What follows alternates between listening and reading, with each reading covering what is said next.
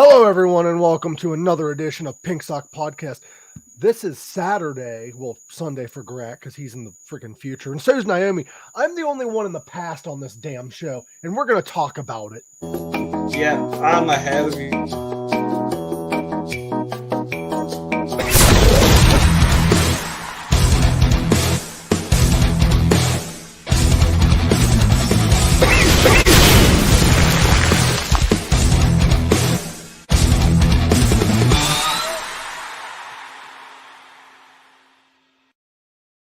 Happy New Year, Gorak, and Noami. Naomi's backstage. Happy New Year, everyone.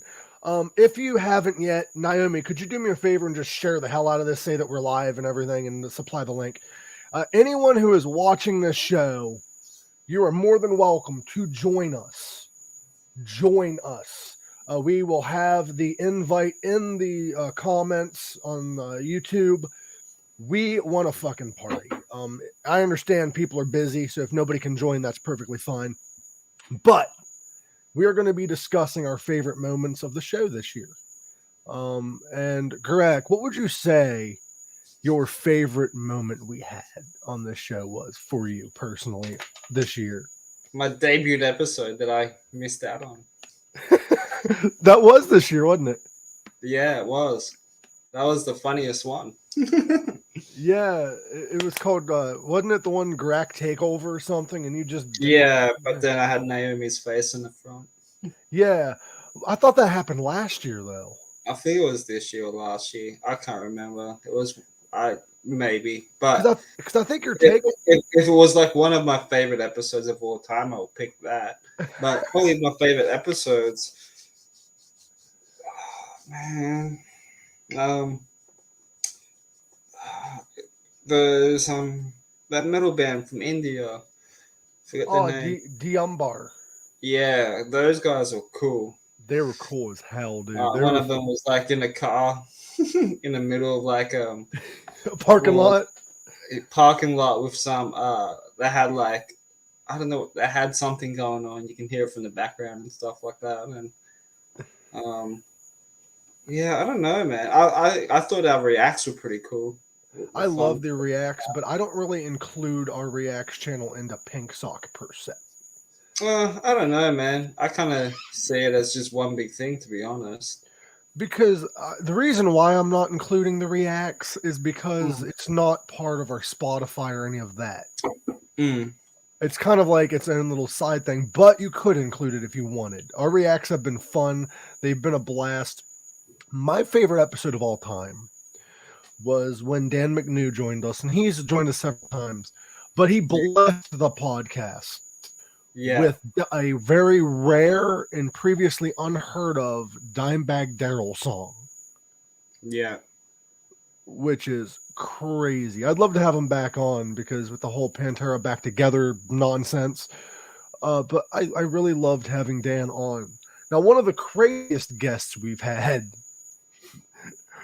was probably Jeff Rhodes. I love that guy. Jeff Rhodes was cool, aka Chris Sadler. Clive Jackson was a good one too. Clive was cool, yeah. No, was it this year or last year when you got sick and I took over? That was both years, wasn't it? I didn't get COVID, but I got really sick this year too. But I still showed up. I think it was last year. No, it was this year because there's a Gorak Takeover episode when I still showed up, but I wasn't there. It was at the end. Yeah. That's when I went for 2 hours and I had Royce and stuff on there, and I had Dan. Yeah. So it was this year. So yeah, that was fun too. Another very special shout out I'd love to do is Justin Sanford of Neverlake was actually on the show twice this year. And if I'm not mistaken, Dan McNew made an appearance 3 or 4 times this year. Yeah. Jeff Towers about twice, yeah. Jeff Towers a couple times. We did what turned out to be our last Tower Stories. I don't know how that happened, but we did Tower Stories from the workplace, and then he made sporadic appearances, but we haven't done one since. Yeah, I think with Canada obviously opening up now, so he's like, back working and doing his thing. So it's always going to make it hard for people like him to come back on. Yeah, Especially with a job like that too, man. Probably after like all that lockdown and stuff, he's probably had like a big list of things. right. It's always going to be hard. I do have a setup of guests that I want to have on the show next year. I do have a couple that might be a shock to people that I do have planned for next year that have said that they would be on the show. But the thing is, a lot of guests, if you're into podcasting or you're wanting to get into podcasting, keep this in mind. It's not their fault, but there's a lot of the times when a guest will say, I will be on the show, and then things come up and they can't. Yeah. So make sure your cards are in order before getting your hopes up. Yeah, exactly. Because shit happens. It's mainly when you go live. Pre-recorded isn't too bad because it's pre-recorded and then you can announce it to people. Yeah. But yeah, live it's always you wait, and then nothing happens, and then you just have to come up with bullshit for well, sometimes I got no problems with that. I mean, like guests that are like, yeah, I'll be on the show, and then you give them your availability and they never reply. Yeah, that's annoying. That happens a lot too, and it's not their fault. I'm not blaming anyone. I'm just letting people know if you want to get into podcasting, that shit happens.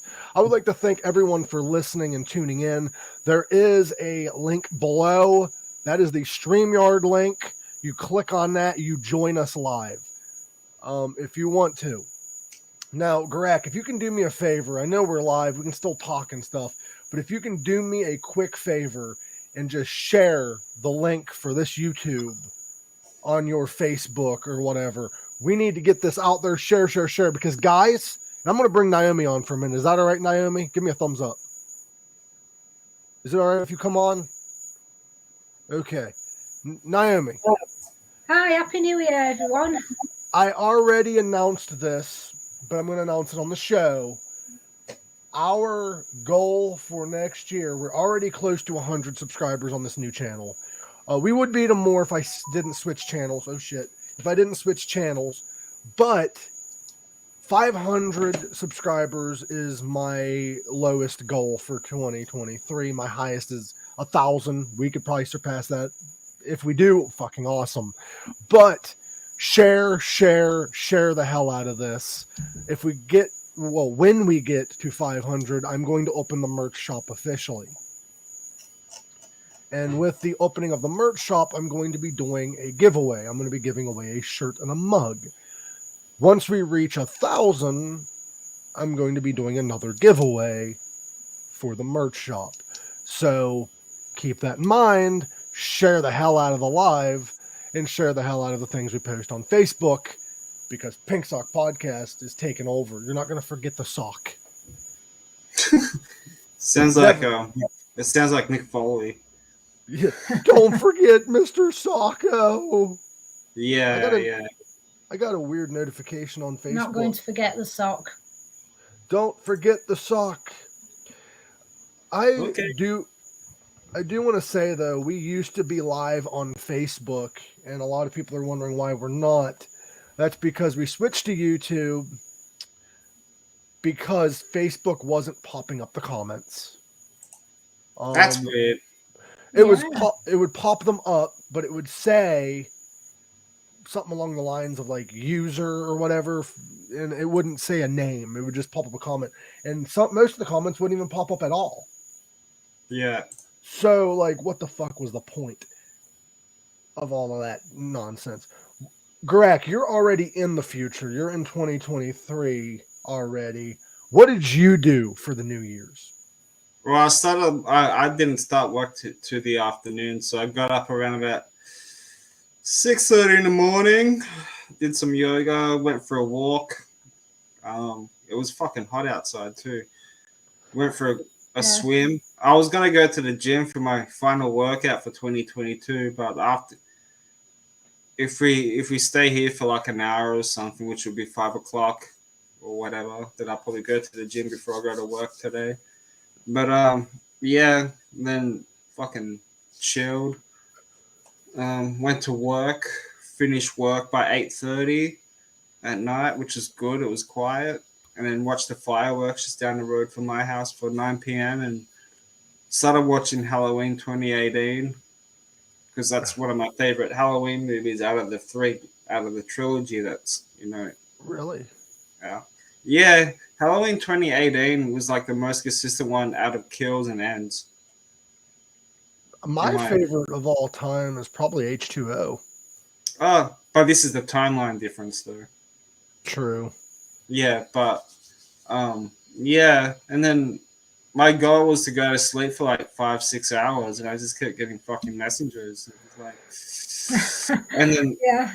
people are like fucking partying down the road, letting off fireworks, and I'm just like, That's my goal for today, to go to bed. By the way, I would like to discuss something that happened in 2022 that was kind of epic. Not to get too far into the situation, but did you guys hear what happened to Andrew Tate? No. I saw Gorak shirt Frankie's Pizza, and it made me think of that instance. What happened was, this is how we're ending 2022. Andrew Tate. Andrew Tate is like an MMA guy, but he's also like this dude that's all over social media.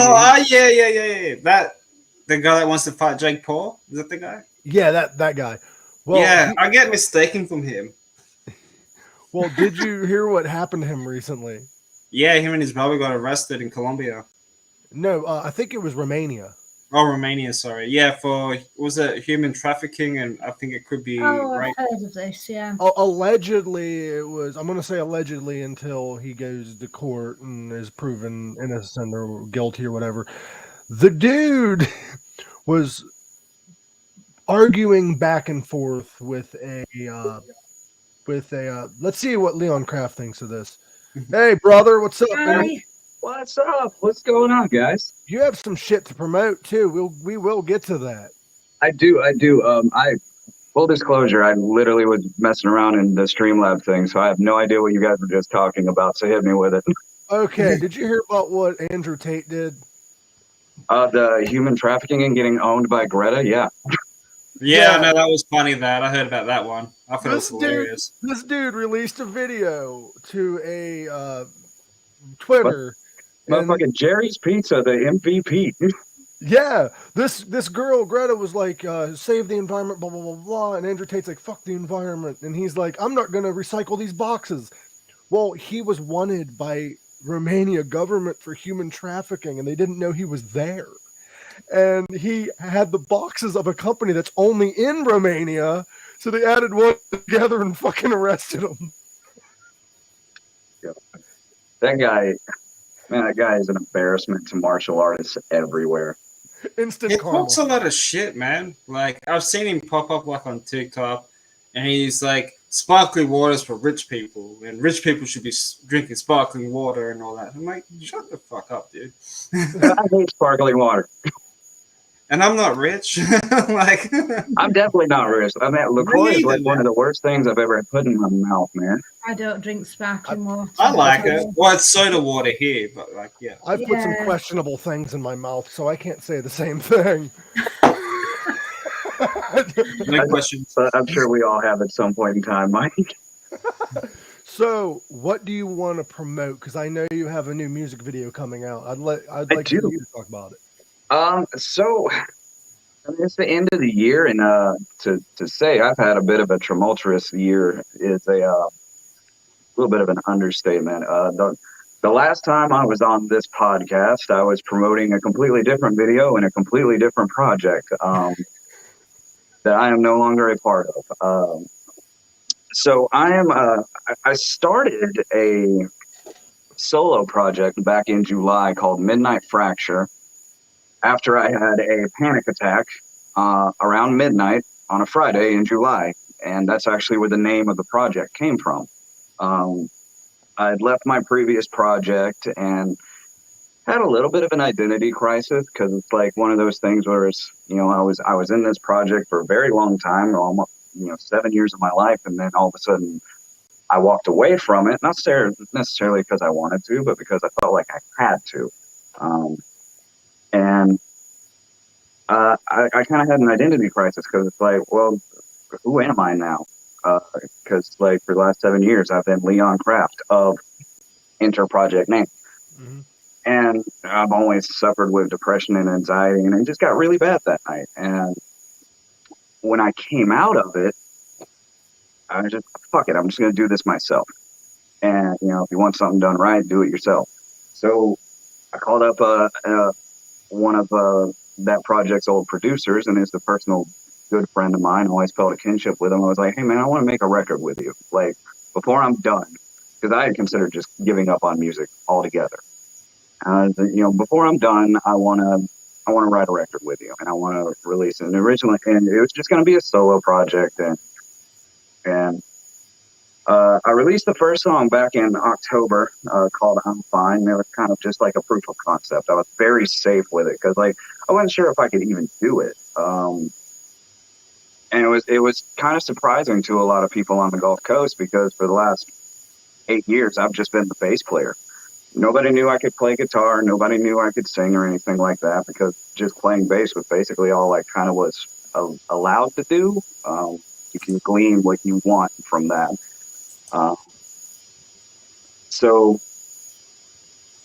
And I lost my train of thought, but like, it started getting some traction, and I was just like, all right, I'll record another one, and I'll record another one, record another one. So like, I'm coming out with an EP in 2023. And I have a new song coming out. Mike, you've actually heard it. Yes, I actually fucking love it, and the music video is awesome. So guys, go check it out. But it's the song is called "Find Myself Again," and the music video and the song is releasing at the same time for streaming and YouTube and everything on January 13th, which happens to be a Friday. Yes, that was on purpose. And man, I'm really excited about this new venture. I'm absolutely terrified because, like, there's, you know, it's just me, and it's a lot of myself in there. Like, a lot of the lyrics are my own personal experiences, or it's myself talking to myself about myself. Like, it's kind of my own therapy session in a way. So this is kind of your Megadeth. I mean, maybe, but I wasn't fired. I walked away because of differences. But I mean, yeah, I guess you could look at it that way. Hopefully I don't, like, don't get me wrong. I love Megadeth, but hopefully I don't become as egotistical. Because like, for the last like 8 months, I've kind of been a hermit. Like, I barely go out. I've grown a beard. Like, well, the this thing just is, happened. not to interrupt you though, but the thing is though, never let the anxiety and depression win, because Right. if you give up on your dreams, then what do you have left? The dreams are what's keeping you going. Pretty much, yeah, because it was just like one of those things where it's like, if I give up on music, like, what am I supposed to do? Just like actually give a shit about my job and be a career man? Like, that's everything I've hated. Why would I turn into that? See, like, I have a regular day job and stuff, and I've almost given up on this podcast multiple times over the last 3 years. But my thought is what the fuck's the point? I enjoy doing it. Exactly. Like, that's the thing, man, is like, I don't really care if Midnight Fracture takes off or any delusions of grandeur or anything like that. I'm just doing it because I enjoy it, and I'm finally getting to write the music that I always wanted to write. You know, because like the tone and the musicality is what I was always kind of trying to push my old project to, and they wanted to go in a different direction, because at the beginning of 2022, I left that project because I was offered a job in the martial arts field that I thought was going to be a dream job, the way it was sold to me. And then I actually moved to a completely different city. And when I got there, some things that were withheld from me came to light that if I had known, I would have said no to. And it became a nightmare situation for like 4 months. Then I moved back to Mobile, lived in what I would say would be like a crack den apartment. It was very bad. It's very Alabama. I had the domestic violence couple above me. Cops were in my building every other Saturday. The person across the hall from me, I'm 90% sure, was selling drugs out of his apartment with small children. When you say with small children, he had small children. He had small children. He was not like it wasn't like his accomplice. He had small children.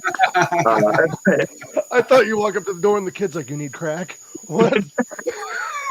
Crack? Oh, I'm assuming. But then I ended up buying a second home. I'm kind of building a home, like personal home studio, getting some acoustic treatment done. Like all the black behind me is just acoustic panels. And Midnight Fracture will eventually turn into a live band. Mike, you've seen the video. There's 2 individuals that appear at the end of that video. They have joined me. They're also known musicians on the Gulf Coast. So when that video airs, it's going to be kind of like, in my mind, it was like the post-credits Marvel scene. I'm building anticipation for the next thing because, like I said, they're known musicians and nobody knows that they have joined me except for people who have that are in the circle and have seen video. So I'm very excited about their reveal. Because originally, like I said, I had no intention of turning it into a live thing. It was just going to be, I got some shit I need to get off my chest. I want to at least do this before I call it done. So like the idea was I was just going to write, record, and release music. I had no intention of playing live until I went to a show one night. It was one of the last times I'd been social in the last like 5 months, really. And I went to a show and I showed them I'm Fine. And then I'm Fine hadn't even released yet. And by this point, the music to this new one had already been recorded. So I showed them the music. And then 2 people that were there at the show were also musicians that night. Both pulled me aside at separate times and was like, "Hey man, if you ever want to turn this into something, I want in." And I was just like, "Really?" Fucking full send, dude. Because like these individuals are musicians I've known for years, played shows with them in my other project, and they're fantastic. Like I know them to be fantastic musicians, but also most importantly to me is I know them to be people of high integrity. And that means a lot to me with anything I do going forward. So I'm very excited about their reveal. Like Friday the 13th in January is going to be a very exciting day for me. I'm a lot You should have ended the video with you in a Jason mask. That would have been. Yeah. Well, like the thing was like when I was picking a release date. Well, I was waiting on the actual edit of the video to come back. Because the director of the video, Mr. Chaz Singleton, is a very busy person. Like that's what he does full time. Like in multiple genres. Like he's worked with multi-platinum hip hop artists. He's worked with local rock bands. My previous project did like 4 or 5 videos with him, so I'd worked with him a lot. I remember during the video shoot, I was just like, I was nervous as all hell, and like I remember the people that were with me were like, "Why are you nervous? You've been in like 6 music videos." I'm like, "Yeah, I was in 30 seconds of all of those videos because I was the bass player. Now I'm in every single fucking shot." And it was exhausting. What's crazy about music videos, movies, whatever, is you might be in that music video for 5 seconds, but you're shooting all day. Yeah, like just the shoot for the music video that's coming out, like that was a 5-hour shoot. And for a 3 minute and 46 second song, it was 5 hours. I was in a rap music video recently, and go check it out. It's called Nothing Else to Do by Silent Simba. I was in it and I hung out all day with the people. It was great. It was a lot of fun. I'm not saying anything about it, but when it finally came out, there's a cool shot of me, 5-second shot. That was all. And I'm like, it was a fun experience, but it was like 6 hours. 6 hours shoot with a 5-second like. But I loved it. It was a great scene. and I got to get high with people in a freaking bus. So that's There you go. that's all Sounds I like you needed. had a good day. I had a Yeah. great- I had That's a all that great matters, fucking- man. Yeah. By the way, dude, I'm glad to have you back on. I wanted you. I'm glad to be back. I know you and I have been trying to like reconnect this thing again for basically since the last time I was on, and we've stayed in contact very often. And I'm glad to be back, man.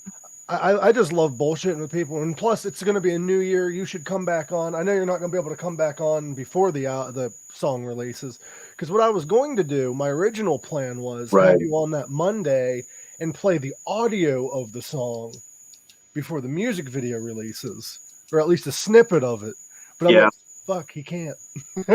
Yeah, I got a regular 9 to 5, and at the time when I was on the podcast last, and I was doing the interview cycle for that other thing, like I was unemployed, so like I was fully available to do what the fuck ever, which is why I was literally the face and the voice for that interview cycle, because I was the only one not working at the time. So is that band your Voldemort? Is that the band we do not name? No, not necessarily, because like I'm still I know. still Fucking- close with 2 of the members of that band. There's trying to see how I can put this without opening a can of worms. Because when I moved back to Mobile from that horrible job experience, I actually rejoined the band Mhm. for all 3 weeks. Excuse me. There's new members in the lineup, and they were given certain powers that led to decisions that I did not agree with, and led to a musical direction that I wanted nothing to do with, to the point that after the first rehearsal back, I realized I no longer had a place in this band. This isn't the same band that I helped build over the last 7 years. And I had to walk away. But Sadly, myself that and one certain individual is 90% of the reason I stepped away. And, you know, I wish them luck and all of that. It does suck for me personally to see what it's become. But I mean, like, just because you don't sit at my table doesn't mean I don't want you to eat. You know what I mean? That's how I am. Like, I've got people that used to be in my life, or people that I didn't agree with, or that I've had arguments with. And just because we're not getting along or not talking doesn't mean you're not welcome. Yeah, absolutely. That just means that either you fucked up or I fucked up, and we're just not talking for our own And it's mental just health. all fucked up. Yeah.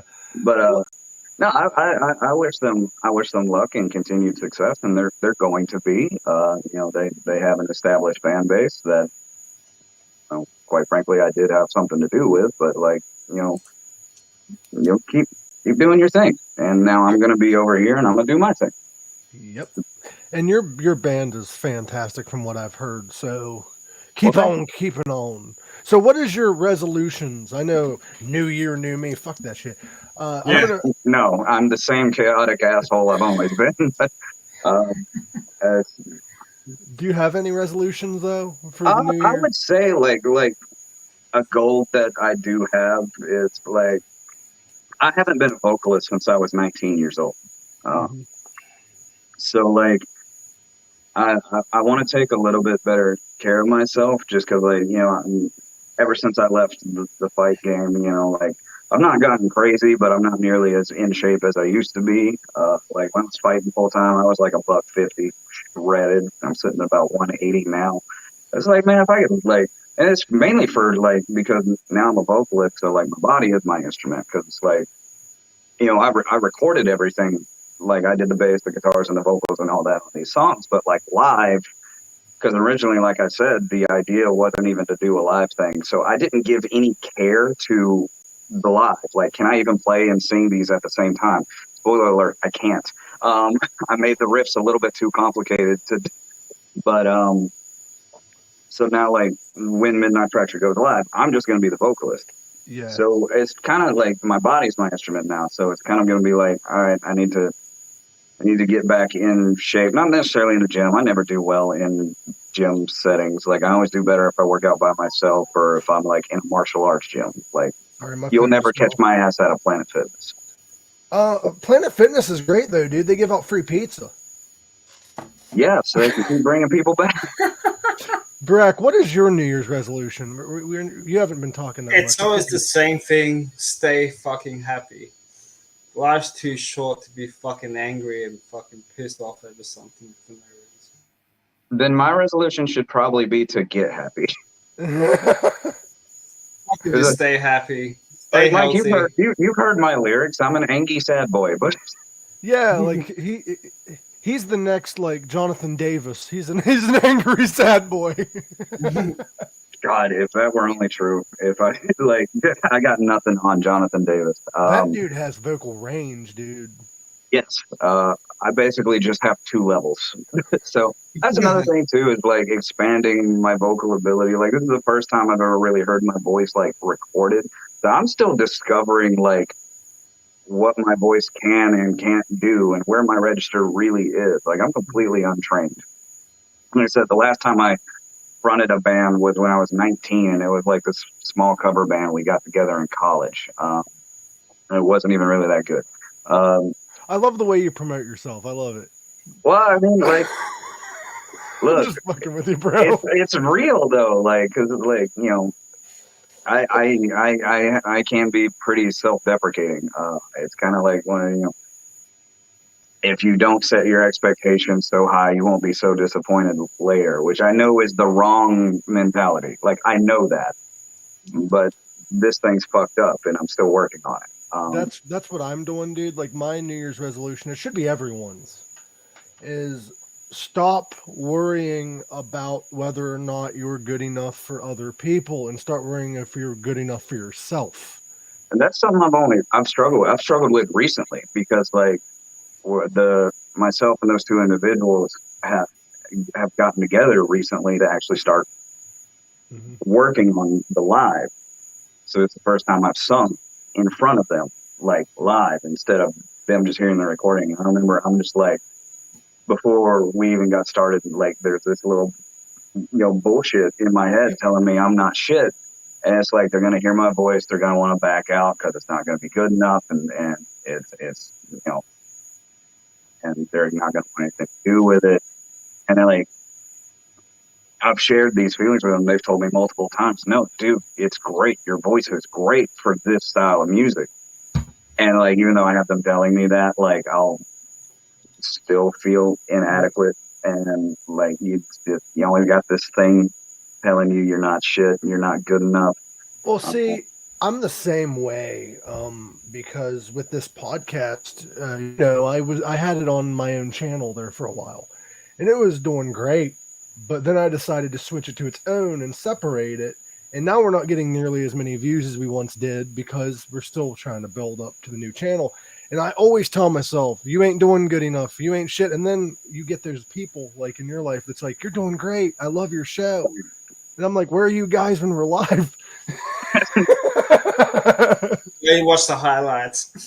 But no, like, I would say, like, they're these 2 individuals, like, their support and their belief in me and what I'm doing and the foundation that I've built upon, that I'm very excited to continue building the house with them now. It's been invaluable, because like even this morning, last night, we actually had a short little rehearsal, and then we went out to a show, and just kind of like a band bonding thing, right? And the artist that was playing, is one of the most amazing vocalists I've ever seen live in my life. And she said during the set she had just got over pneumonia. I'm like, and that's what you sound like? Sick. God, I fucking suck. Like, so I even woke up this morning, I was talking to my wife, and I'm like, am I really good enough to do this? Like, and then my wife even still had to reassure me. So it's like, all these things are fucked up in the head in some capacity.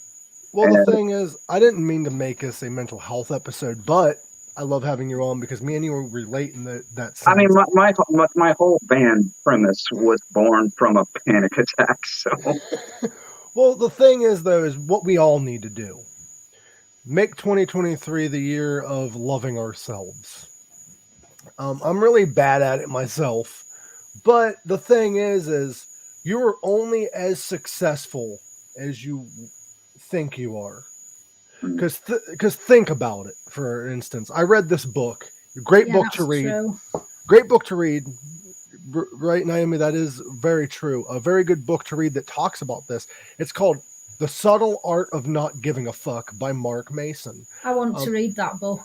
I want him on the show because he tells a story about how there's this guy who played drums for a huge band, got fired or quit, went on, met his wife, had kids, but never was in a band ever again. And he said his life was better after being fired. And that man was Pete Best of the Beatles.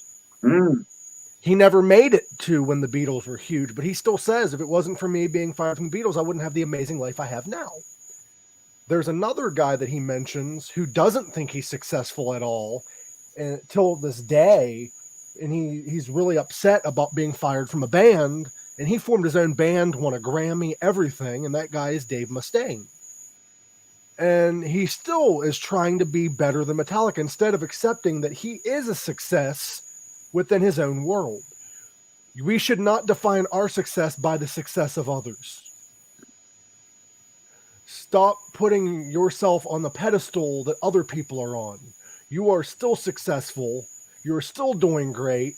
You might not be doing as great as the other person, but you're still fucking successful. And you're still doing great. And I struggle with that. But the thing is, that's kind of a great metaphor to you because you're an amazing musician. You do great. I love your band. Your vocals are incredible. Don't put yourself on the pedestal of either your past success of that previous band or what the previous band is doing. Instead, focus on your own world and making yourself feel successful. Yeah, and you're absolutely right. And I've even had those same thoughts where it's like the angel and the demon on the shoulder, like, you ain't shit. Yeah, you are. Fuck that guy. Like, like I said, like my lyrics aren't myself talking to myself about myself. It's just which version of myself am I talking to and about. Yeah. And that's the thing. Like, I know that I struggle with these things. That's why I'm trying to spread the awareness. I'm good at giving advice. I'm not good at following my own. But we all need to love ourselves more, and that should be our New Year's resolution. And my personal New Year's resolution is what I just said, and it should be yours too, and all of ours, is love, spread more love, worry less. Like, I get this weird worry and this weird upsetness when like people leave my life to me or just don't talk to me or are mean to me, when in reality it's their own struggles that are causing them to be that way. You shouldn't take it personally and just enjoy what you have. Very true words. Definitely. And if those people want to be in your life and you're reaching out to them and they're not replying or whatever, then just let them go. If they want to be in your life, they'll come. I'm tired of chasing people or friendships or whatever. You shouldn't. What is meant to be in your life doesn't need to be chased. That's true. That is true. Yeah. Welcome to therapy sessions with fucking Mike Usenick over here. Yeah, no, I mean, like what you're saying. Mike, what you've said. Yeah, well, I mean, what you're saying parallels a lot because, I mean, like, you're talking about people leaving you and all this and that. When I left that previous project, people that I thought I was very close to, like, all of a sudden wanted nothing to do with me because I wasn't as interesting anymore, or I wasn't as, the term probably should be more, I wasn't as useful. Yep. And that was something, when I realized that's what was happening, that was something that was a very, very bitter pill to swallow. And one that I still kind of struggle with because, like I feel things very deeply. So, like, it's something I'm still kind of struggling with. And if any of them see this podcast, now I see you. I know what happened. Well, the thing that I'm struggling with, similar to what you're struggling with, is my personal life. I'll have like friends, or even when I'm talking to somebody or like getting feelings for somebody or whatever the case may be, I gain a connection to a friendship or whatever. And the next thing I know, their energy seems off, and I get upset by them either leaving me on red for days or just not anymore, and instead you should just accept what it is, and if they want to talk, they'll talk. I made a post the other day where it says, don't chase, attract. And it's very real, because there's certain people in your life, like the band you were in, that were more so there for a lesson, or there for that seasonal people that were there for a season to teach you things, to help you grow as a person, but they're not meant to be there forever. Projects aren't meant to be there forever sometimes. They're helping you to grow to your next stage, which for you is Midnight Fracture. Yeah. And like I said, like, you know, it's when those two guys approached me. And funny story is they both approached me the same night, and they had no idea they had both approached me at the same time. Because I was talking to one of them, and I was like, "Oh yeah," and so pulled me aside as well. And then like that guy got really excited that the other. It's very hard doing this without their names, but they got so excited, and like I said, the belief that they've shown in me and through my anxieties and like just it's, I guess I don't know how to handle it because I haven't experienced it that much. Right. And do you think that it's more so that you haven't experienced it much, or the trauma of the past that is causing you your anxiety and depression have not been healed, so therefore you yourself are not allowing yourself to feel it? Probably a little column A, a little column B. Because for me, it's the same way. Like with this podcast, when I first started it, I'm like, you're not good enough, but let's just do one episode. And next thing I know, I'm talking to you, I'm talking to Ryan Roxie, I'm talking to Mike Fasano. And like, the thing is if you don't make that step, you don't make that leap, what's the worst you can do is fail. So right. Why not try? I will, when Midnight Fracture books its first show, I'm going to be shitting myself. Oh, speaking of shitting yourself, did you watch the episode we did with Jeff Rhodes of Them Damn Kings? I don't think I have. Yeah, he told us a little story about shitting himself on stage. Okay, I can say I haven't done that. I've thrown up on stage, but I've not shit myself on stage.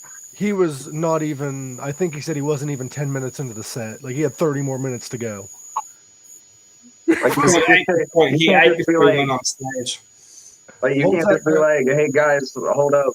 I need to go fucking poop. Like, honestly, the crowd would have loved that. They would have laughed their ass off. He couldn't control it. No, he couldn't control it. He ate like burgers or Cajun or Thai food or something before he went on stage. Well, first off, don't. Like, you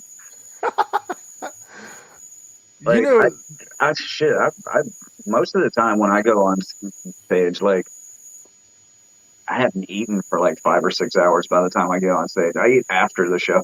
Well, they say that eating before going on stage is similar to eating before swimming. Don't do it. At least don't eat an hour before going on stage. Like, that's the least amount of time. Like, don't do it. I could not imagine. Like, I don't know what I would do if that happened. I don't even want to. That's terrifying. That just raised my anxiety just thinking of that happening to me.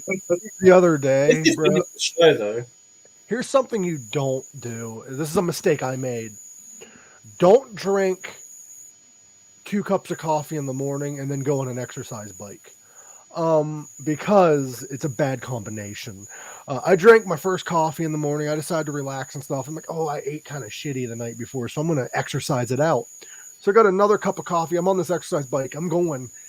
2 miles hits and my stomach starts getting that. I'm like, oh, it's whatever. I keep pedaling, and then, you know, there's a brown snake starts playing peekaboo. He's like, and I'm like, oh no, it's time. And in Australia, we call them turtlenecks. Turtle heads? Yeah, turtlenecks. That's fucking gold. By the way, in case you forgot, our conversations go all over the fucking place. Oh, I remember. I remember the last time I was on, I spent half of the podcast bashing my home state, and I'm surprised I'm still alive. I mean, you guys do have the whole like Sweet Home Alabama meme that goes around. Fucking hate that song. I remember you saying. I hate that song so much. I hate that song, and I think Metallica's Saint Anger record is not that bad. I have very controversial music opinions. As long as you don't like Lulu, we're good. I don't. I am not a table. I don't like it. But Saint Anger is not that bad. You replace the snare sound with a regular snare sound, that's actually a solid record, and I'll fight anybody that disagrees. What do you think of the new single? Actually, so here's the thing. Actually, I had this conversation with my wife, and honestly, I think this should be the goal of every artist, because I heard the song, and my wife was like, "Well, is it a good is it good Metallica?" And that stopped me for a second, and I'm like, what constitutes a good Metallica song? Now, Yeah, because it's like, if you want to ask me, is Lux Eterna a good song? Yes. I think it's a fantastic song. Is it a good Metallica song? I feel like that's a weird question. Like, who gives a fuck who wrote it and who performed it? It's a good song. It sounded like Motorhead meets the Kill 'Em All vibe. Well, it hit the the drum beat is a literal 1-for-1 of Motorhead's Overkill. Mm-hmm. Yeah, it's the exact same drum beat, but it's like, man, I'm like that song sounds like Motorhead could have wrote it. It sounds like Deep Purple could have wrote it, because I get kind of like a Highway Star kind of vibe from it, kind of when I listen to that song, I feel like speeding down the highway, kind of thing. I don't know, that's just the kind of vibe it gives me. But I think it's a fantastic song. Is it a good Metallica song? I don't fucking know. It's only one song that they've brought out. You just have to listen to the whole thing. But sorry, dude. You're good. But before I forgot to mention is the people when the single released, there was no wah solo.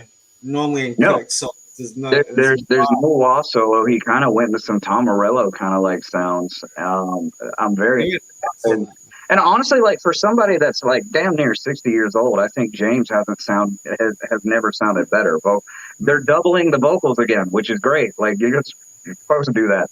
But I think James sounds amazing vocally. It's a fun song.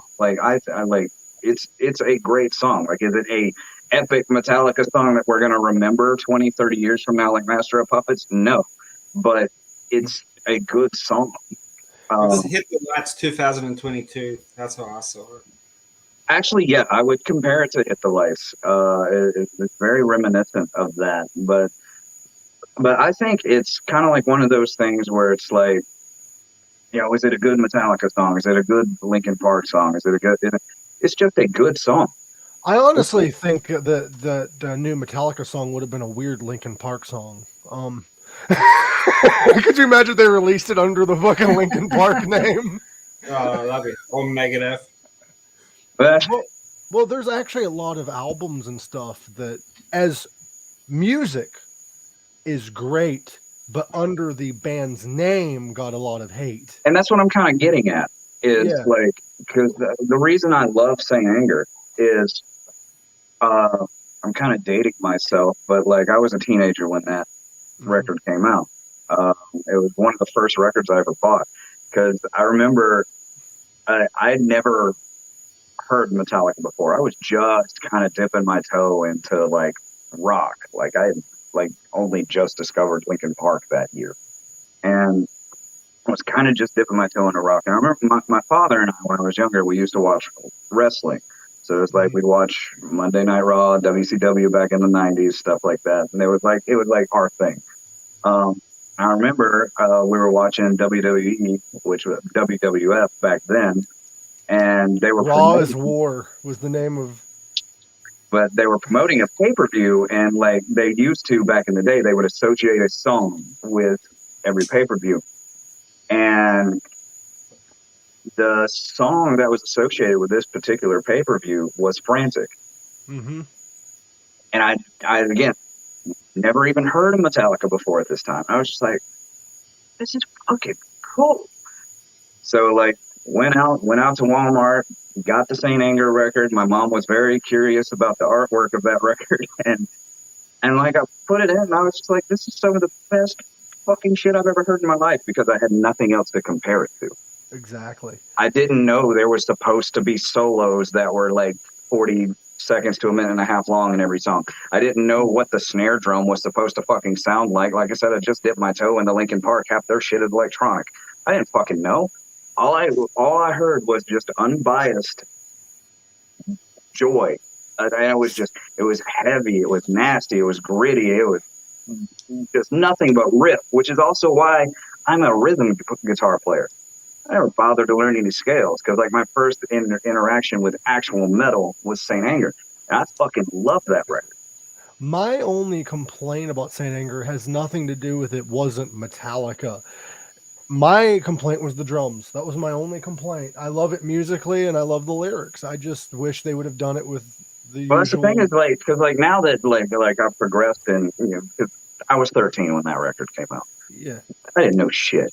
I didn't even pick up a guitar for the first time till I was 16.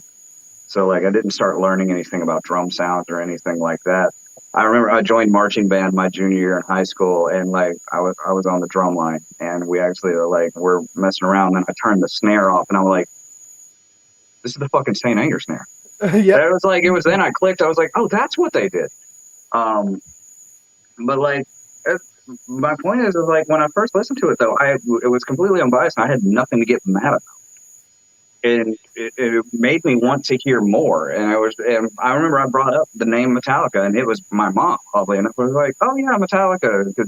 Not the heavier stuff, but like the Black Album was something she knew about, obviously. And like dived deep into their catalog. And I was like, okay, well, let me check out Kill 'Em All and Ride the Lightning and all these other amazing records. And it just got even better. And then I had such a thirst for knowledge. I would just I'd research them. And then I discovered this guy named Dave Mustaine, who used to be their guitar player. And that led me to Megadeth, which led me to What's the Big Four? Oh, wow. Slayer is fantastic. Anthrax is okay. But there's the Bay Area thrash stuff. And there's Exodus and Testament. So I started off as a thrash metal guitar player and formed into whatever the fuck I'm doing now. I don't even really know. Can we just name it the Big Six and be done with it? I would honestly still get rid of Anthrax. But Get rid of Anthrax, replace them with Testament. Exodus, Venom, even Armored Saint. So another band that released an album that was promoted by a wrestling company, but not WWF, WCW, was the album Risk by Megadeth. Yeah. See, even that record though, there's a couple songs on that record I actually really like. I love that record. As a Megadeth record, I didn't like it. But if it was under a different name, if it was a different band that did it, it's a great fucking album. Mm-hmm. I think it got hate because it was a Megadeth record. And I think that's a lot of why Saint Anger got so much hate, because it was under the name Metallica. Like if you released that under the name Charlie and the Chuckle Fucks, it probably would have been it would have been amazing. If they come out dressed up like Willy Wonka. That's Yeah. Charlie and the Chuckle Fucks. I think perception kind of fucks up our ideas in music, because here's the thing, like when I first released the first Midnight Fracture single, it was surprising to a lot of people, at least in my area, because, well, A, for multiple reasons, they didn't know I was a multi-instrumentalist or that I could do even half of what was on there. And B, it didn't sound anything like my old project. So, because there's that idea or that perception of, well, you've been a part of this for so long, what you do next will probably be like a repeat or sound the same or anything like that. And it was completely out of left field for people. But like what they don't know is like, that's what I've always wanted to write and always wanted to play. And I've always been on the heavier side of the music spectrum with most projects I'm in. Like, I know for a fact in that last project, I was the one listening to the heaviest stuff. Like, half the time I'd pull up to the band room listening to black metal, and they're listening to ZZ Top. So, See, that's what happens though in a lot of bands is a member will leave and the next project blows people away. Like Mark Tremonti, for instance. good God. But then, like, He- and now he's doing more vocals than Alter Bridge too. I think partly because of that. Yeah, like he went from like Creed to Alter Bridge, which Alter Bridge instrumentally is heavier than Creed, but like they're not that much heavier than Creed, like musically. They are, but they're not. Then Mark Tremonti goes solo, and he's like thrash metal, death metal, fucking. It's doing whatever, and with clean vocals too, and it's fucking working. I Then didn't he know the done fucker a Frank Sinatra album as well for like children's charity. I didn't know that fucker could And sing. he did really good. Yeah. It's fantastic. Who knows the motherfucker could croon? Like, this guy is fantastic. I didn't know he could sing. Like one of his songs, dude. It's really good on that. It's like, what the fuck, dude? So And I think he had the original Frank Sinatra band playing. Well, what was left of the band? There can't be that much left. It's like the wow. Yeah, or whatever. So, but yeah, it'll be up on Spotify. I think it's Tremonti sings Sinatra or something, and his voice, dude, you'll be surprised for a metalhead. That's fucking awesome. It's so good. Well, it's so good. But then also, a lot of people think that like metalheads only listen to metal, and it's like, no. Like, I listen to classical music. I listen to fucking anime music all the fucking time. I listen to, like, one of my guilty pleasures though is like finding way to metalize like things I like. So like, I go and I'll find like metal versions of video game music, or find 8-bit versions of metal music. So like video game covers of metal music, and like I have like a whole playlist on Spotify of this shit. Or I love finding metal covers of pop songs. Like a YouTube channel, Frog Leap Studios, is like probably the best on YouTube to find that. Ever listen to Richard Cheese? Yeah, he's cool. I like him. AKA Dick Cheese. Ever listen to Richard Cheese? He does like Motley Crue songs and stuff like in jazz. Yeah, and, he does like R&B songs as well in jazz. It's so good. Yeah, he'll do like metal songs, hip hop songs and shit, and basically, elevator music kind of jazz. Yeah, he does it in that. Like he's like, there's like big butts, I cannot lie, like Frank Sinatra style. He did Closer by 9 Inch Nails. She'd listen to that too. There's another channel. It's two brothers. I think they're Italian, called the Melodica Bros, and they'll do like Down with the Sickness, but way too happy. And it's awesome. Or like the song Happy by Pharrell, way too sad. And like change the whole dynamic. But they'll bring in like guest artists like other YouTubers and stuff. And they did a jazz version of Evanescence's Bring Me to Life. Whoa, like sounds like a 1920s like it blew my mind. It's freaking amazing. So I need to look at this up. Yes, you definitely have to check out the Melodica Bros. Like they're Is it sad that you amazing. said happy? Is it sad that you said happy and I didn't think Pharrell Williams? I thought fucking Mudvayne. No, actually, no. That's not a bad thing. And what's your favourite anime? You said you liked anime music. Hi, Cathy. Thanks for joining. Hi, Cathy.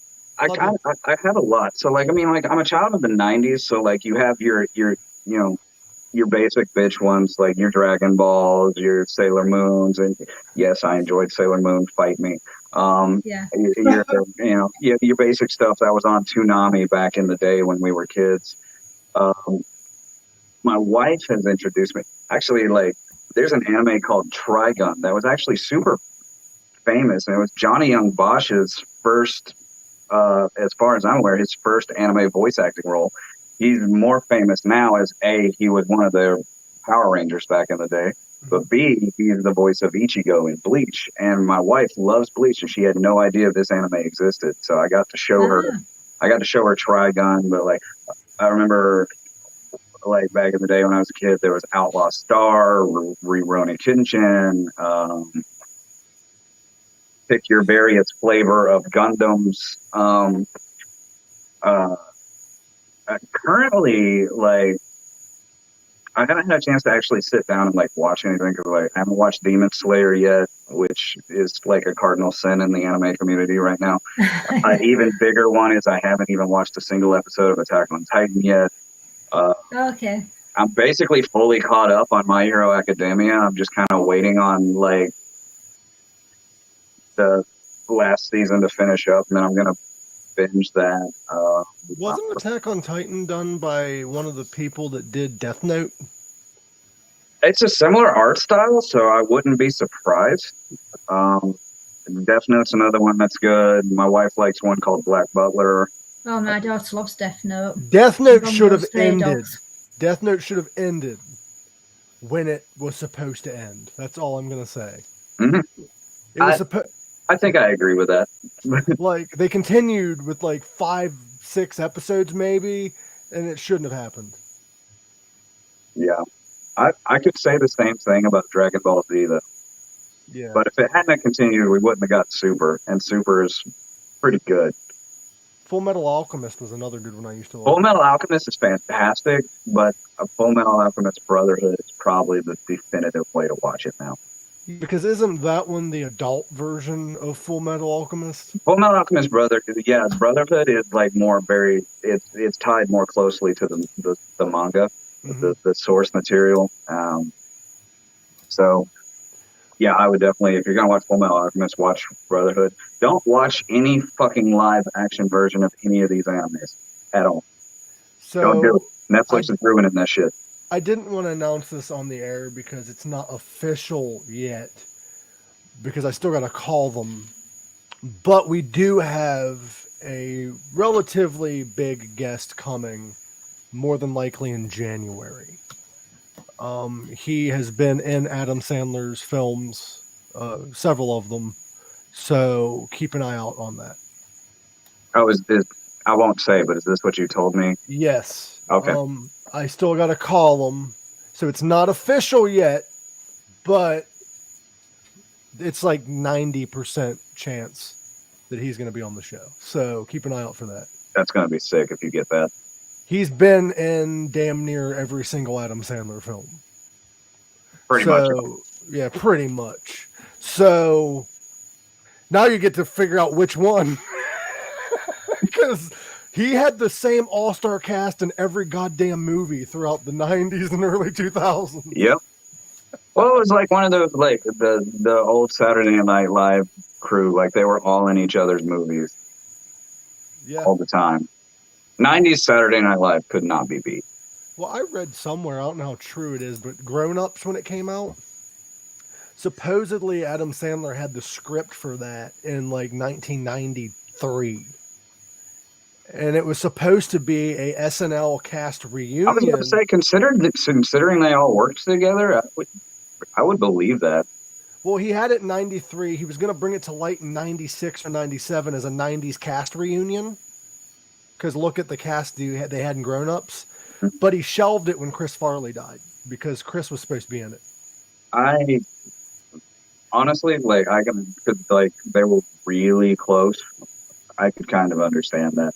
Yeah, and it is rumored that he decided to bring it back and replace Farley's character with Kevin James's character. That's why Kevin James is so out of place in that movie. Yeah. Because Kevin James was never a cast member of Saturday Night Live.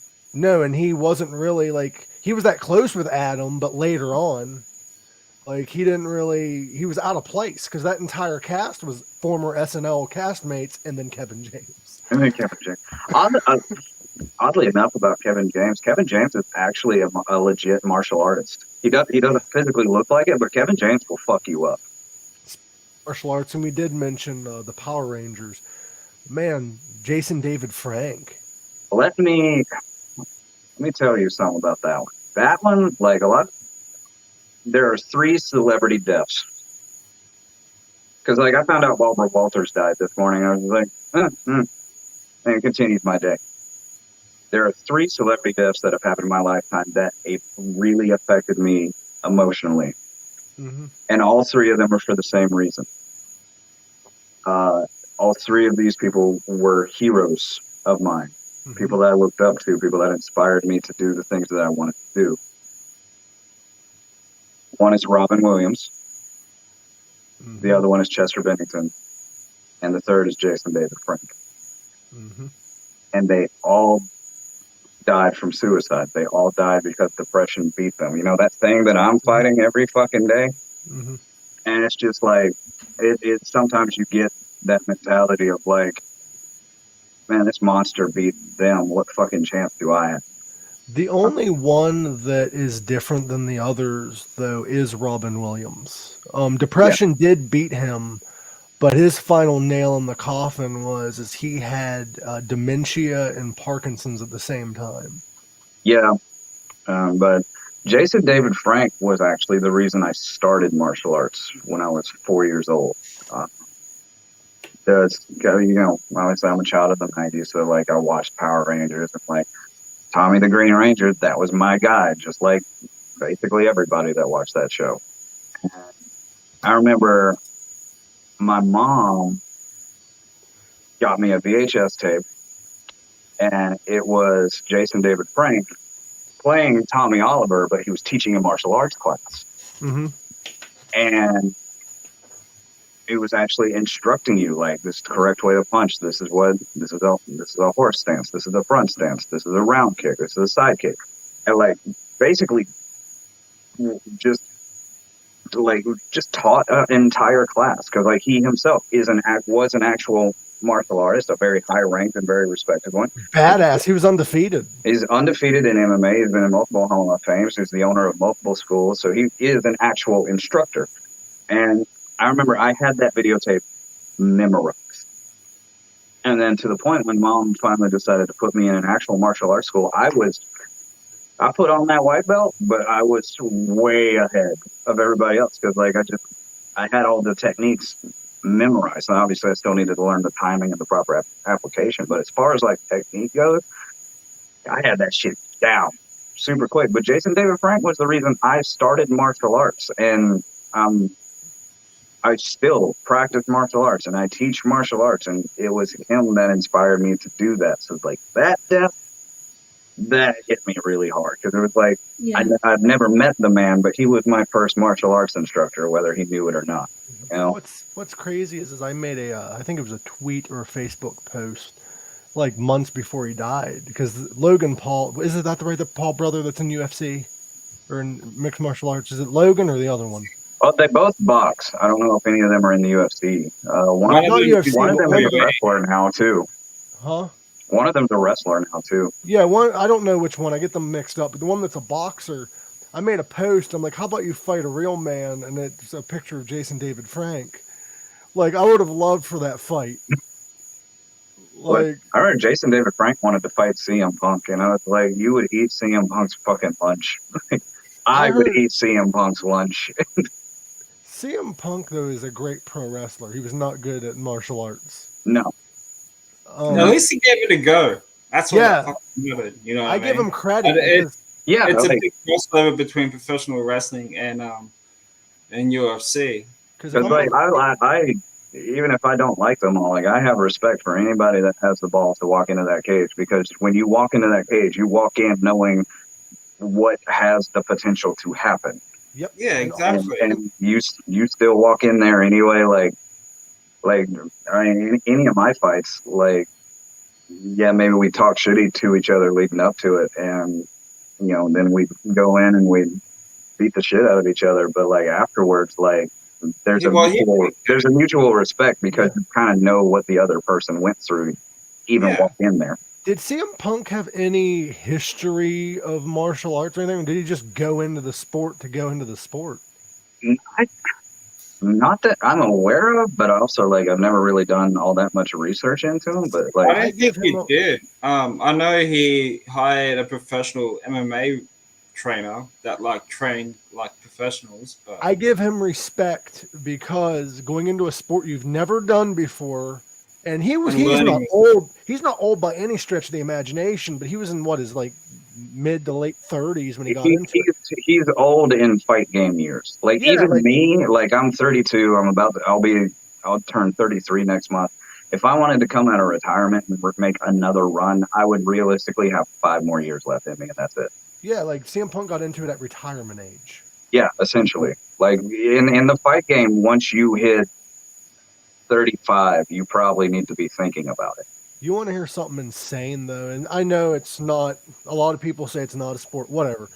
But in pro wrestling, there was a guy who got into pro wrestling and started wrestling in like his 40s, I think. And that's retirement age for pro wrestlers, like typically at that time anyway, the late 90s. And everybody picked on him, like, you're never going to mount another, you're just going to be a jobber. He won 3 world titles. He ended up injuring himself and then winning another title after that, after his doctor told him he'd never wrestle again. Diamond Dallas Page. DDP. He became the biggest household name of the early 2000s, and he was retirement age. Yeah. Like, what? Like, age doesn't matter in some senses, but most senses it does. Because look at Ric Flair's last match. Ugh. Did you watch that shit? I did. I gave him mad respect, though. He went out the way he wanted to. Yeah, like he went out on his own terms. It was the same, like you could say the same thing about Shawn Michaels' last match with like Undertaker and Kane and Triple H. Like Shawn Michaels did not look good in any sense of the carried that imagination. match, though. But like, Not much, but he did. but it was one of those things. Like, yeah, he went out on his own terms. So like, but it's like you look. I remember I got bored yesterday. I was on YouTube and Stone Cold's match against Kevin Owens popped up. Like the WWE had actually put it on YouTube. That was good. And that's the thing, though. It's like, it was good. It was good. Like, don't get me wrong, it was good. But you could tell Kevin was doing a lot more work than what was being originally led on. But again, he went out in his own terms. He went out like Stone Cold, and he stunned everybody in the ring. So I was shocked because that motherfucker, he got suplexed on the concrete, got back up. He suplexed Kevin Owens, got back up. I'm like, this is a dude with a bad knees, bad back, and a broken neck. Nobody thought that was going to happen. So, and he actually, like, that's the thing is, like, honestly, it was the first little parts of the match where he was, like, doing the mud hole stopping thing. And I was like, man, he used to do that way faster and more convincing. But then, like, he kind of got loosened up. He got warmed up. And then it was just like, once he hit that clothesline on the outside, I was just like, oh, he's back. He's back. And it was like, from then on, the match was fantastic. That first initial segment, though, I think he was just kind of knocking some rust off. Since we know Stone Cold can do it, let's not let that be his last match. Hear me out. Mm-hmm. Stone Cold Steve Austin versus The Rock at WrestleMania one last time. I would watch that, but like I really think they're trying to push like this whole Roman Reigns versus The Rock thing. I'm sorry, but The Rock's going to carry that match. Even though he hasn't wrestled in years, promo-wise, he's going to carry that match. Oh, absolutely. Absolutely. But I'm going to answer a question that Cathy had. I know she's probably not here anymore. But, Noami, you look gorgeous. Gorak, you need to get to bed. Yeah, it's fucking almost 5:30 in the morning. Mama Cathy, if you're probably not familiar, but Cathy Grant was our former producer of the show and a huge supporter. Yeah. Did you go out tonight? Are any of you doing anything tonight? And I'm going back to bed. Going to bed sounds a good plan. I'd like to do that. It's 2023 for me already. So yeah, Gorak's in the future. What do you guys have planned for tonight? 7 in the evening. I'm going to spend some time with my husband and daughter. My daughter's feeling she's on her own because her big brother's out at a party tonight with his friends. So I need to go and keep her company soon. How about you guys? It's basically just me and my wife just going to be hanging out. Yeah. I did my social thing last night. my social battery is good for about a month or two. But now, like, we get done with this and we go back in the living room. I'm gonna sit on the couch. We're gonna continue binge watching The Blacklist. And midnight comes around, we're gonna give each other a kiss. Go sleep. How about you, Greg? Me? I'll You be got at nothing. work. He's at work. You I'm have at your work. New Year's yesterday for me, so you have your wife, but at midnight, I'm going to be kissing two lovely females, Jill and Lil. Just if I'm lucky, I might get some tonight. midnight, dude. 2 years in a row, I miss midnight because like I don't really bother with that shit, man. Dude, I've been single going on 4 years now. I kiss my own ass. That's all I do. I'm not as bothered with New Year as Christmas. What's crazy is the next two holidays are awful for single people. You have New Year's and Valentine's Day. Oh yeah. That's when you need to watch. If you're feeling down, guys, and you're single on Valentine's Day, go on Netflix and watch Michael Bolton's Sexy Valentine's Day. Awesome. But I've watched it so many times on my own too. Fucking Yeah, love but it. you have a crush on Michael Bolton. Yeah, Don't but dude- fucking lie. He had the 80s hair or 90s hair. Anyway. But like it had like some really cool special guests in there as well, like Kenny G. That was of course, played by was it Adam Sandberg or something from Brooklyn Nine-Nine? Andy Samberg, yeah. And yeah. He's also in a rap group. yeah, because he has a relationship with Michael Bolton because of The Lonely Island. Because the Lonely Island did a song with Michael Bolton called about Captain Jack Sparrow. Yeah. There was two versions. It's part of it. It's some of Michael Bolton, like my favorite work of Michael Bolton. Because my mom used to love Michael Bolton, so I was forced to listen to him a lot. But I love Captain Jack Sparrow by The Lonely Island with Michael Bolton. He's fan-fucking-tastic. He's hilarious in that song. I have a fucked up fun fact about Michael Bolton. Okay. In the 90s, when like Ozzy left Black Sabbath again, they were looking for a vocalist. I've heard this story. And Michael Bolton almost became the singer of Black Sabbath Could you imagine? on a I drunken think Bruce night. Kulick from Kiss played for Michael Bolton too. Well, what's Like, crazy- but it was a different band though. yeah, but Grant, could you imagine Michael Bolton in Black Sabbath? I'd see it. Well, now that that's been put into the universe, I want to hear it. Yeah, so do I now. Like, You I reckon want this to demo- hear Michael Bolton do a cover of Paranoid, like, now. You reckon like somewhere out on YouTube land, like there would have to be like an unreleased demo recording. I don't think they ever It'd have to recorded be. it. It was a drunken Oh, night, and they just decided he's not a good fit. Who cares? I would have went and saw it. Well, you know what's crazy is the same thing happened though with the guy they I think actually replaced Ozzy with, the singer of Deep Purple. Yeah, yeah. but that album that he released was pretty cool though. It was great, but according to Tony Iommi, that was a drunken night. They didn't actually. But even Ian Gillan himself said that as much as he loved the band, he just wasn't right for it, and he would No. admit of it that It was you a know weird it wasn't for him. It was a weird fucking idea. He sung some really good songs, man, and like Trashed and shit. But like even singing like Paranoid and stuff like that. You know what I would have loved to have heard? During an Hey, Mom. Ozfest, Dio quit Sabbath, like right before an Ozfest, because he figured that Ozzy was going to replace him again.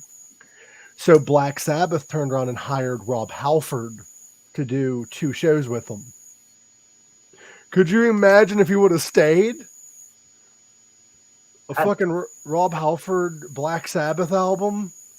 See, that's making me feel conflicted because it's like, God, that would have been fantastic. But also, man, we've gotten some really good Judas Priest. And I'm glad we got that. So it's like, man, if you Yeah. would. No, if this you would was stay during with, this was during the period of when Judas Priest had Tim Ripper. Tim Ripper Owens. I have another controversial music opinion. I think those two records with Tim Ripper Owens are some of the best Judas Priest has ever done. They're good. They're good albums. I think they're fantastic. They're heavy as fuck. I love them. But I would have preferred them if Rob was singing on them. That's the only thing I didn't like about it. Because I do enjoy Tim Ripper Owens, but it seemed like Tim was trying so hard to imitate instead of being he had made a career of imitating Rob Halford with his tribute band, and there was a whole movie made about him, essentially, with Mark Wahlberg. Didn't he also imitate Dio? That's why he was in like the Dio band after Dio died. Because I think his whole career was just imitating people, because he performed one time live with Merciful Fate and just sung like him. Well, I think though, if like you can hit that super high register, like once you get to that certain like register, you kind of all sound similar. Yep. Because it's like when Rob Halford hits that really high scream, or King Diamond hits that really high scream, like they relatively still sound the same. So I think it's like one of those things, like if you can get up there, like y'all kind of sound, because it's the same note. It's that high I'm impressed though by Rob, because I saw Judas Priest in concert in 2018 or 19, and Painkiller started. I'm like, this dude's like in his 70s. He might not be able to hit the same high. Nope. You fucking I will nailed say it. Painkiller is probably my favorite Judas Priest song. Like that's my favorite record. Period. Is Painkiller. Great But song. And if you listen to other Judas Priest shit, you're like, where did this come from? yeah, it's like the record, like I don't remember if it's the record before or after. It's like Turbo Lover. Yeah. And like You Got Another Thing Coming, or like relatively light and tame songs, and then you have Painkiller and Metal Meltdown, and it's just like, holy fucking shit, when did we become speed metal? Yeah, they went from like Electric Eye, You've Got Another Thing Coming, Rock and Roll Will Save the World, I think was the name of another song, to fucking Let the Metal Monster Terrifying Team. like where the fuck did this come from? Like when the 90s hit, Judas Priest became like heavy. Well, it's like you listen to Rob Halford's solo stuff too, or his stuff in Fight. Like some of that shit is some of the best he's ever done, like vocally or songwriting wise. Ever listen to his band 2? Yes. Very underrated band. It was Rob Halford and John 5. Mm-hmm. Great fucking group. That's just a great combo. Yeah. What do you think of John 5 replacing Mick Mars and Motley Crue? Honestly, I think it's a good. I mean, the thing is that Mick Mars has had his health issues. The second time. You know, Mick Mars has had his health issues from the beginning of Motley Crue. Like him having to leave and put the guitar down at some point because of his health was never an if. It was only the when. They should just give up the band, though, in my opinion, because at this point, you're getting rid of like a main songwriter. You're getting rid of like part of the heart and soul of the band. True. But if someone was going to replace him, like John 5 was heavily influenced by Mick Mars, and you can kind of hear that in some of his solo playing. That's kind of like Zakk Wylde with Pantera.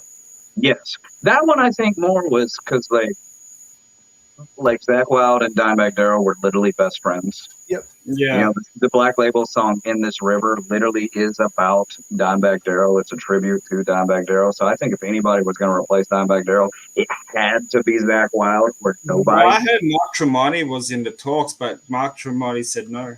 Yeah, Mark Tremonti said, I believe he said that Zakk Wylde's just a better choice. Yeah, and I would say that too. Like, I don't know, like, as far as ability goes, I don't think one is better than the other. I just think it makes more sense because Dime and Zach just had that relationship. Now, what don't make sense to me is they were playing at a festival recently, and they announced Rex Brown is no longer part of the project for a few shows due to being sick. So instead of canceling, they replaced him.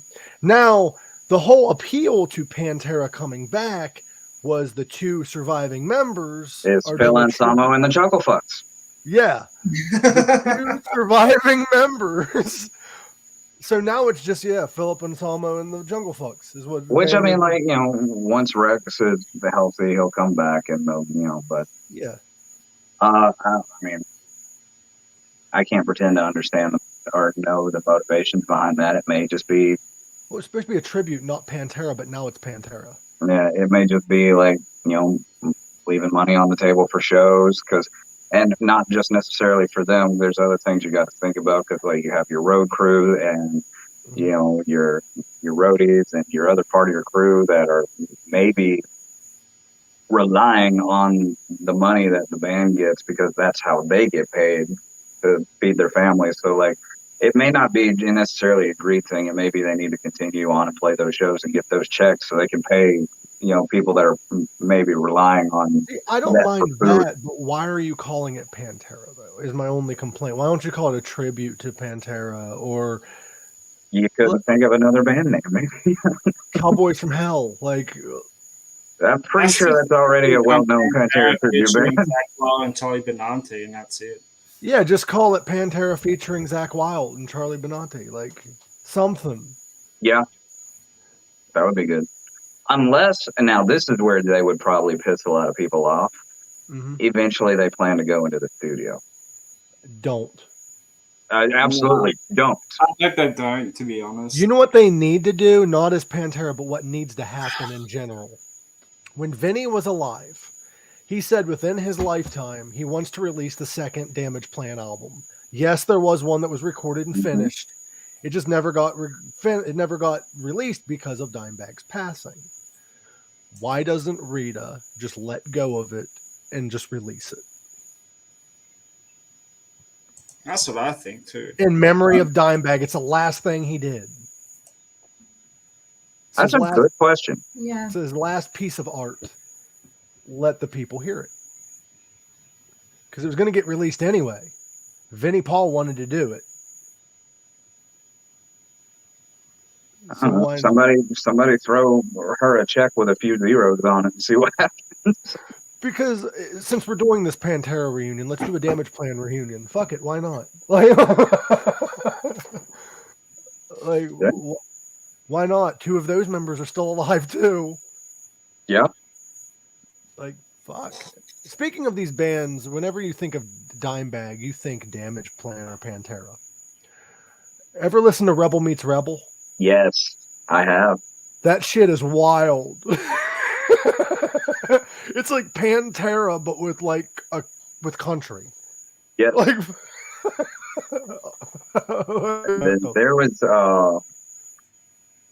I gotta find it, because there was a track, and I can't remember it. It was like one of those, like, I listened to it in passing, was like, man, that's kind of neat, and then forgot about it. But it was like Dimebag Darrell was on guitar, and Sebastian Bach was on vocals. I think that was a one night only thing, wasn't it? I don't know, but I remember it, like, I heard audio of this, and I can't remember if I found it on Spotify or something like that, but like, wow, that's an amazing combo.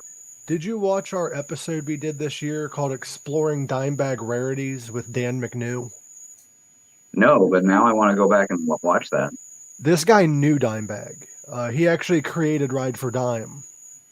Sick. Okay. He messaged me one day and was like, dude, I've got something for you. It might help your podcast. I'm like, what is it? He's like, this song was recorded in 1992 by Dimebag Darrell and his friend Al Ward. This song went pretty much forgotten up until Ride for Dime. Al Ward was playing that night, and Al said, hey, I got this recording, you can have it, and gave it to him. And Dan heard it and was like, why don't you just perform it live in memory of Dimebag? He's like, yeah, sure, why not? So he performed it that night, and never again has it ever been heard. Well, Dan's like, I have the MP3 recording if you want to play it on your show. So we brought him on, and for a headliner of that episode, we played the music video that Dan made, which includes Al telling the story about the song live at Ride for Dime, and then we played the song. It's called Friends. The reason why it never was released is because it was a personal song between Al and Dime, and Al's like, I'm done holding on to it. And we actually got his blessing to release it. That's sick. So, like, check it out. It's actually on our YouTube channel, just the song music video. Or you can check out Dan McNew released it too on his channel, Just the Facts Man. Go check him out and subscribe.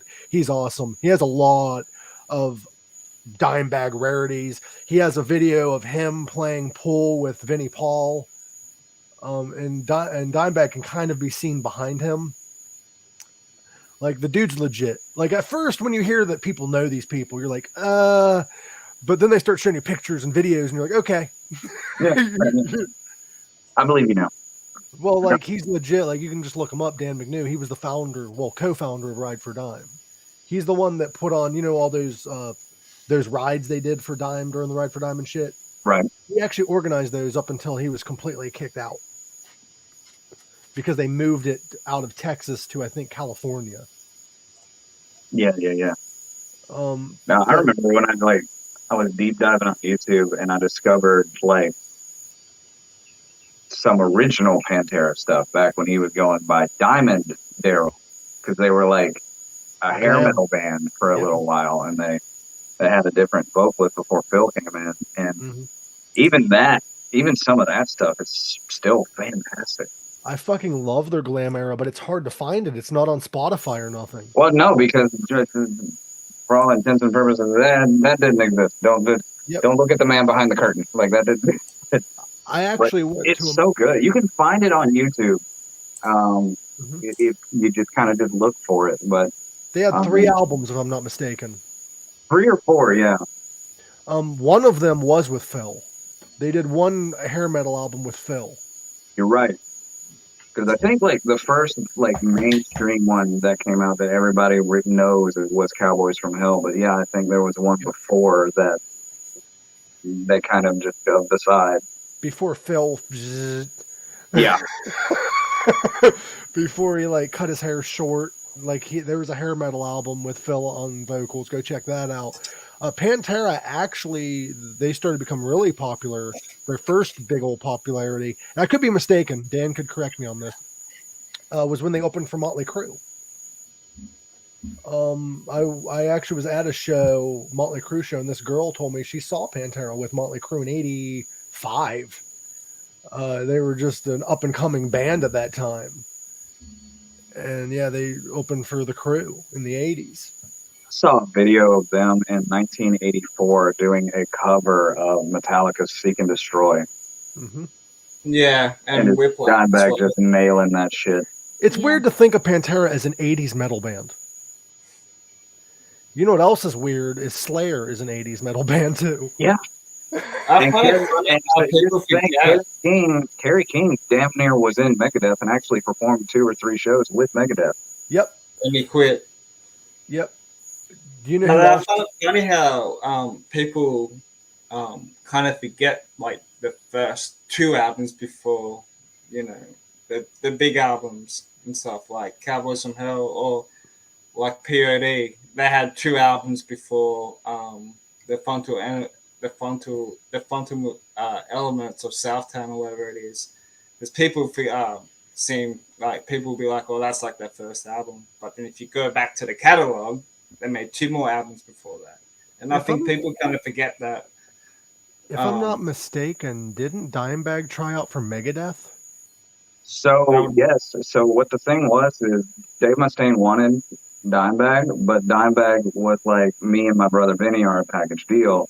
Mm-hmm. At that point, I can't remember who was the drummer of Megadeth at the time. If it was Gar or Happy New Year, Stereotypes.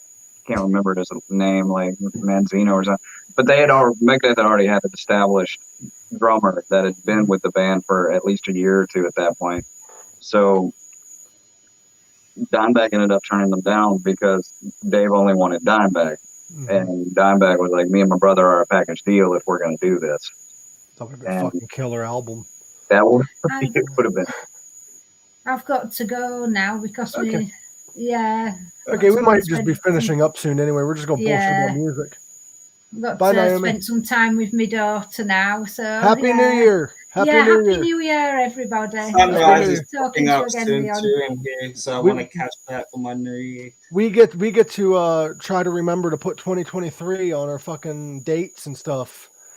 Every year I have that problem writing the New Year for like a month or 2. Yeah, usually it'll last about a month, and then I'll get with the program and lather, rinse, repeat every year. So Dimebag had other bands too that never released albums that is fun to note. Like he had one project where he sung. They did a couple shows. They were just like a covers band at that time. And he was singing, and he actually was a hell of a vocalist, but he never really sung much.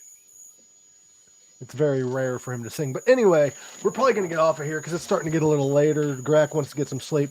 But go check out... Oh, really? I just want to go to the gym before I go to work. Okay, go into gym. Because, like, my whole day is going to go fucking quick. Who's Jim? The last couple of months, last year, has gone so fucking quick. It's not funny. This year went by quick. Time. This year went by quick. Yeah. Like, once you get older, man, it goes so fucking quick. Well, so, me and my wife were talking about, like, because we bought this new place, but like we already know it's not like our forever home or whatever. So we're like, yeah, in 5 years, when we get our equity back, we'll put it on the market. And then I sat and I think, and I was like, I don't know where the fuck I'm going to be at in 5 years, because look what's happened to us in the last fucking 11 months. Yeah. I don't know what I literally was living here, then living there, in this project, out of this project, started a completely new project, bought a new house in 11 fucking months. Well, it's just who knows what the fuck is going to be going on in 5 years. I was going through some of the podcast episodes for today, and I'm like, I thought some of these was last year. Like, what the fuck? All this happened in a year? Like, fucking wild. But next week, Gorak, what movie do you want to review? We're going to do movie review. I was thinking Grandma's Boy. Could do that. I haven't seen it, so there you go. Oh, you know Grandma's Boy, right? Yes, I know Grandma's Boy. It's like the best stoner film in the world. It's the best, worst movie on the planet. Best, worst movie. It. And I thought Velocipasta was the best, worst movie. This movie isn't bad at all. It's not, but it's kind of like one of those by today's standards. It's like considered not that great, but like I fucking love it. It's such a good movie. It's my go-to film. That's good. That's just classic shit. Like there's a few like really good characters in that. Like this one guy, they're in the apartment and they're being evicted from the house or the apartment they're in, and he's like, I paid you guys, like you're missing 2 months worth. He's like, I gave him the money, and he's like, I spent it all on Madame Gazelle's women. And he's like, you spent all of our rent money on hookers? They're nice ladies. He's like, they're whores. He's like, you're a whore. Kevin Nash was in that movie. Yes, he was. He played one of the people that was kicking him out. Rob Schneider, I think, was in it. He played the guy that owned the place. Yeah, Rob Schneider was in it. The mom from Everybody Loves Raymond was in it. So here's the thing. I fucking hate that bitch. Not the actress. I hate her character in Everybody Loves Raymond.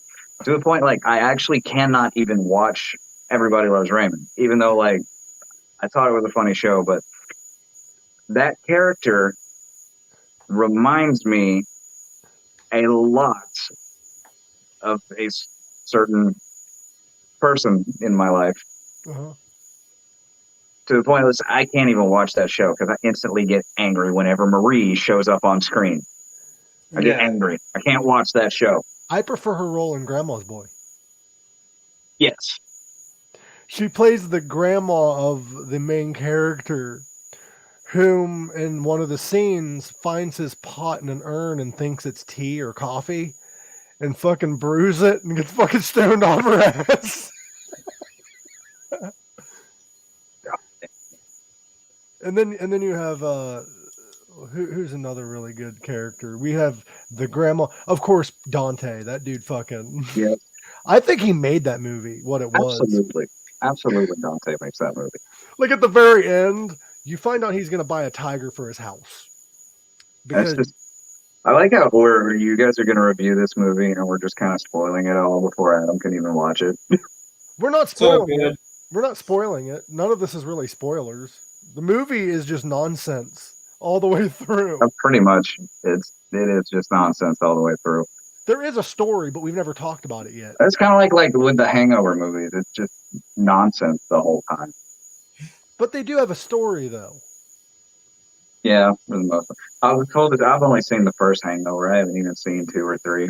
Zach Galifianakis is like the character that makes those movies. I love Zach Galifianakis. Ever watch stand-up? I mean, Hangover is the first time I ever saw Bradley Cooper, and then he's only in the movie all of 5 minutes, and then he ended up like blowing up. My favorite scene of Hangover is "You fuck on me." He fucking pops out the trunk, and Zach Galifianakis is like, "Nobody's fucking on you. Nobody's." But anyway, everyone have a very happy New Year's. We are going to be live on Monday still. You cool with that, Gorak? Yeah, man. We're still going to be live on Monday. If you're able to check out the show, that'd be awesome. We'd love to have you back on next year.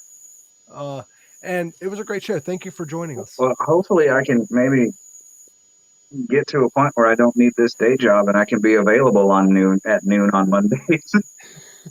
But I am going to let all of you guys go. Thank you so much for joining us. It was a pleasure as always. Go check out Midnight Fracture. I almost said Friction. Midnight Fracture. That's a different kind of thing, Mike. Sorry, that's your OnlyFans handle, ain't it? Midnight Friction. Maybe I'm still waiting on you to start one. I've actually thought about it. I'm not even joking. I know you've thought about it. I've seen your Facebook post. Like I've actually thought about it. What do you expect? I've thought about it. I'm just waiting for my hair to grow back. Did I show you guys? I got a smiley face waxed into my chest hair. That still hasn't grown back. No, it hasn't. That might be my OnlyFans thing. I have teeth on it and shit. What do they That's do? your profile picture, man. That's your profile right there. Mike McSmiley. But I love you guys, and as always, live long, rock hard. Thank you for joining us again. Smiley. It sounds like a wrestling name.